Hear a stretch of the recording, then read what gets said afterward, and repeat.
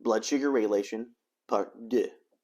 Insulin is a wonderful marker, and its job is to take glucose and push it into your cells to make fuel or energy.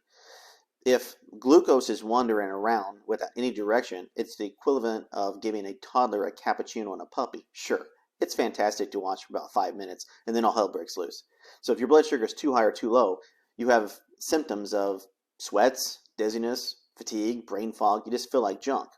Insulin is also a hormone that is elevated and can sometimes show inflammation. Your ideal range for insulin is around 5 or below, and around 10-ish, your pancreas is showing that it's working overtime, and then around 20, it tells you that your pancreas is essentially pooped out, and there's a condition that's called insulin resistance. Unfortunately, I haven't found a lab where the reference range really isn't under 20. Why? It's because of the current health of the United States population. Normal isn't unfortunately that healthy. Reference range have to meet the population to avoid a catastrophic crash when medical debt or crashing the medical system. That's a topic for another day. Insulin resistance is when the cells do not react to the insulin that's delivering their glucose to them via the blood.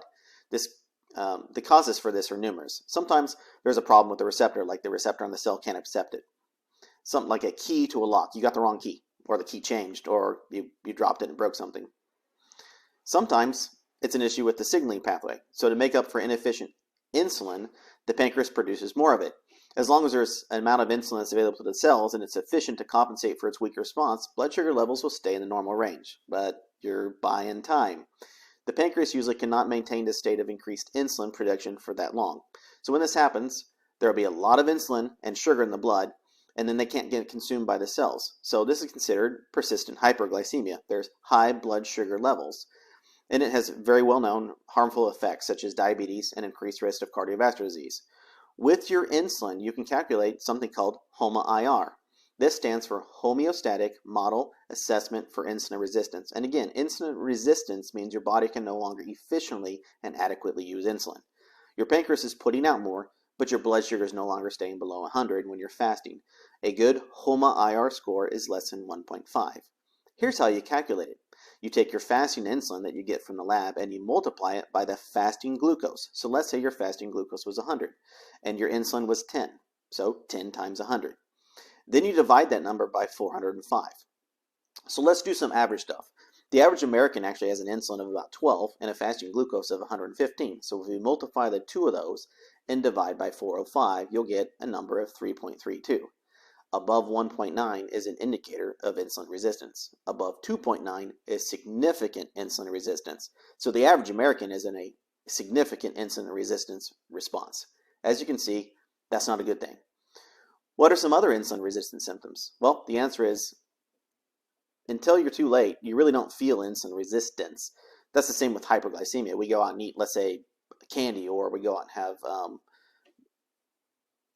some ice cream, and you might feel just fine. But as we get further along, you start to get fatigued quickly after those happen, and you start to have all those other wonderful symptoms of varying changes of blood sugar where you might get sweats, you might get dizzy, you might get thirsty. You just really don't feel well. So until those move along where you have what's considered consistent hyperglycemia, you really don't feel anything. But it can still damage your organs, and it's still high enough to give you something known as acidosis, which is not a good thing either. So what is insulin resistance? Is it a separate disease? Well, not really. It's more of a state of physiology or a syndrome. This precedes a more severe metabolic disorder, such as diabetes.